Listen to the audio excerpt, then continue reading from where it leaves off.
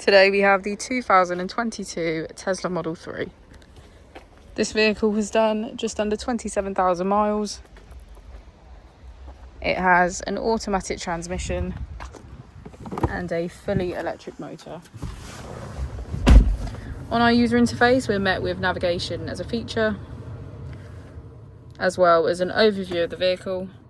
This allows us to open the bonnet, charging port and boot, all from within inside the car. If we click on the Tesla icon in the bottom right, we can access our controls, dynamics, charging, autopilot, schedule, safety, service and software. Within safety, we have advanced features such as a pin to drive and a glove box pin. If we go back into software and click on additional vehicle information, we can get a deeper analysis of the vehicle spec.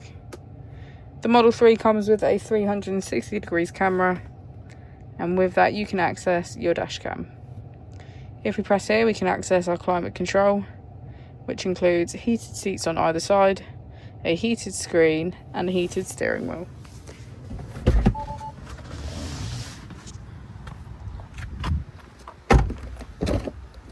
As we go into the back of the vehicle, we can see that it has a full leather black interior and get a good view of our panoramic roof.